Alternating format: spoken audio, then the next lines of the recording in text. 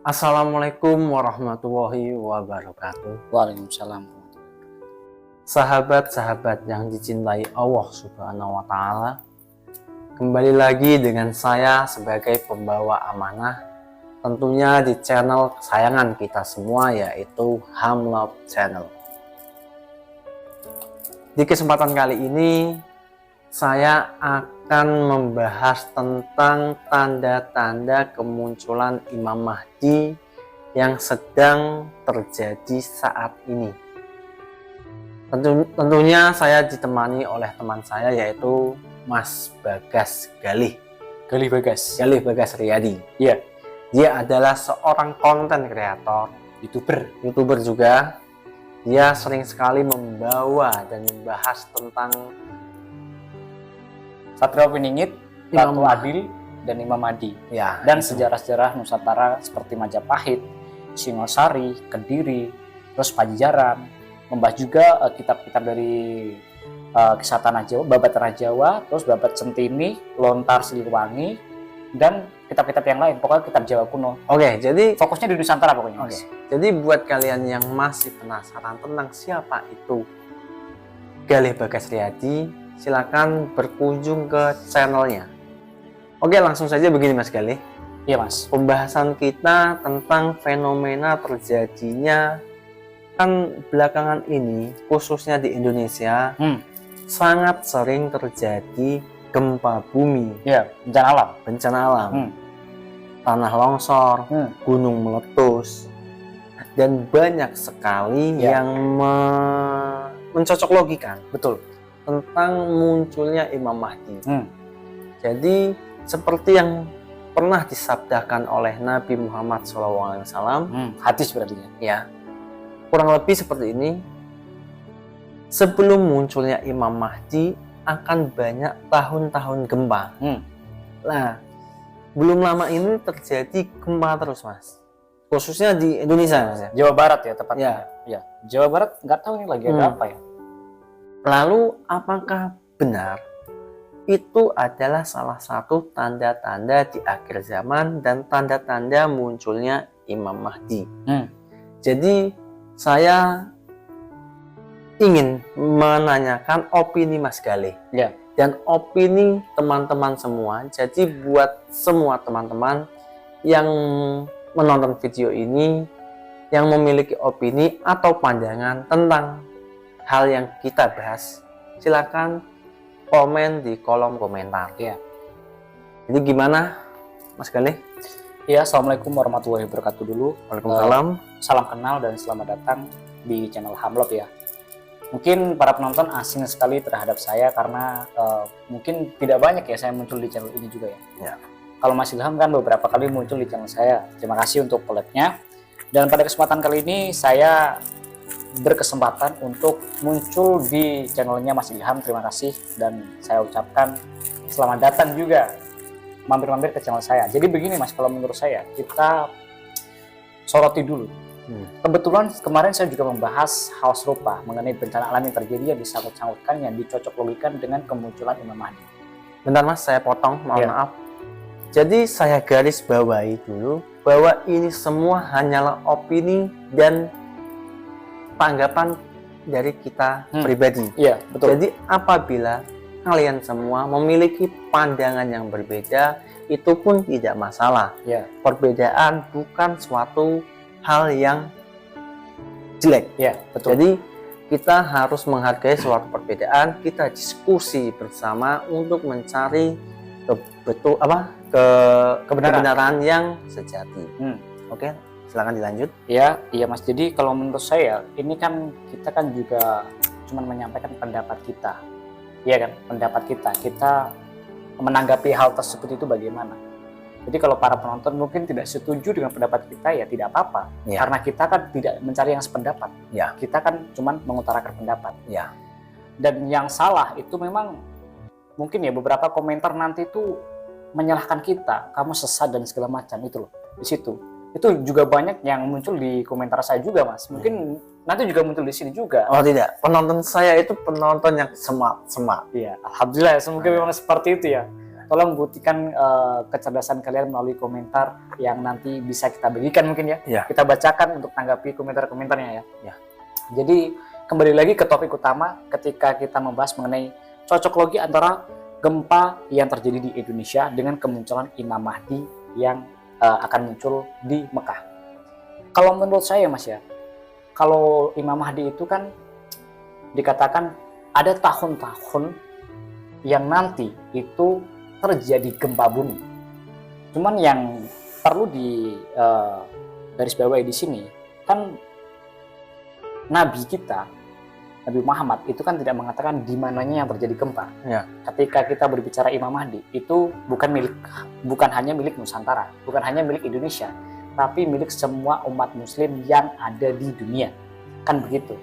Mungkin memang ada sangkut pautnya tentang Imam Mahdi yang bersangkutan dengan Nusantara karena Nusantara ini, di Jawa ini, di Indonesia ini adalah peradaban tertua di dunia. Percaya atau tidak percaya, mungkin para bosku belum menemukannya, belum pernah mendengar kata-kata ini, atau beberapa mungkin yang sudah pernah mendengar kata-kata bahwa Indonesia, tempat kita sekarang, tempat kalian menyimak video itu, tempat kalian sekarang itu melihat HP, mendengarkan kita ngoceh, itu kita itu berada di peradaban yang paling tua. Dan ada beberapa pendapat juga mengatakan bahwasanya nanti itu Imam Mahdi juga menguasai Nusantara dan menguasai dunia, termasuk Nusantara juga. Dan hal-hal tersebut itu kalau menurut saya bisa jadi iya, Mas. Bisa jadi iya, bisa jadi iya. Jadi bisa ditarik kesimpulan bahwa saat ini kita sudah ada di akhir zaman. Karena tanda-tanda kemunculan Imam Mahdi adalah tanda-tanda menjelang hari kiamat. Betul. Oke, mungkin itu. Iya. Kalau menurut saya sih itu sih. Mungkin itu pendapat saya itu salah satunya. Lalu belum lama ini juga banyak sekali fenomena-fenomena munculnya orang yang mengaku sebagai Imam Mahdi, sebagai Ratu Adil, sebagai Satria Piningit. Apakah itu juga membuktikan bahwa sebentar lagi Imam Mahdi yang asli akan muncul, atau gimana tanggapan Mas Galih? Terutama saya mau menanggapi tentang Imam Mahdi yang mengaku Imam Mahdi kan kemarin muncul itu di Jawa Barat kan, setelah terjadinya gempa bumi di Cianjur. Itu kan ada video yang viral itu sampai 14 juta atau berapa itu di TikTok, itu kan viral sekali kan. Ada 3 orang kayaknya, ibu-ibu 2 terus bapak-bapak 1 ya. Itu. Jadi kalau menurut saya Imam Mahdi itu tidak mendeklarasikan dirinya di publik. Dia tidak perlu muncul di publik mengatakan saya itu Imam Mahdi. Itu orang-orang sudah tahu bahwa dia itu adalah Imam Mahdi. Tidak perlu melalui jalur yang semacam itu. Saya yakin begitu.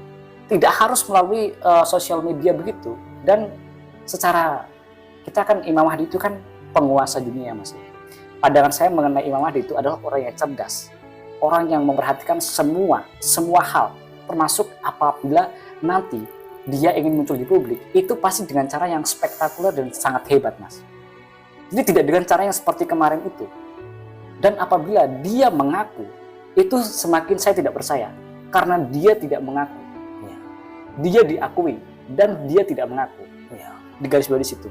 Dan saya sangat sependapat dengan apa yang diutarakan oleh Mas Galih.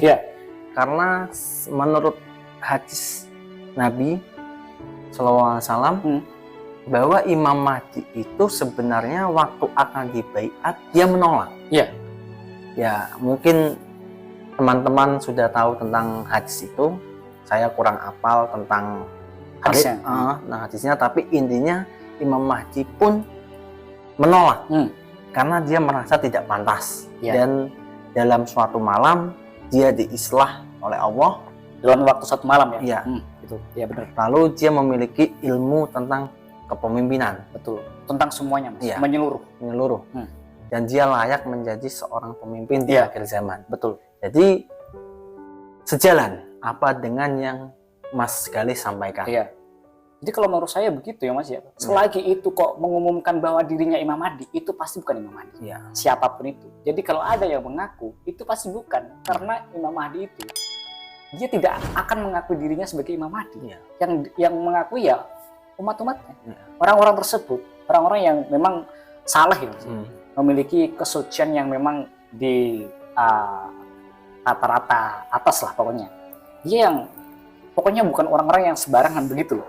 Yang mengakui Imam Mahdi itu, ini adalah Imam Mahdi itu bukan taraf-taraf seperti kita yang masih bolong sholatnya dan segala macam, itu bukan. Jadi ulama itu bukan orang-orang sembarangan pasti. Jadi saya menghimbau buat kalian semua, jangan pernah mengaku-ngaku menjadi Imam Mahdi, Ratu Adil, ataupun Satrio Piningit.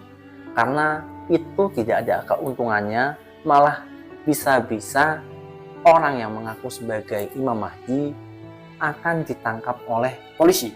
Memang itu nanti bisa dipidanakan, Mas. Karena apa sangkutannya dengan pidana? Itu kan takutnya dia akan memiliki umat. Ya. Umat yang belum jelas tentang peribadatannya bagaimana. Nanti itu masuknya kalau nggak salah itu penistaan agama. Karena menyelewengkan syariat Islam yang tidak semestinya.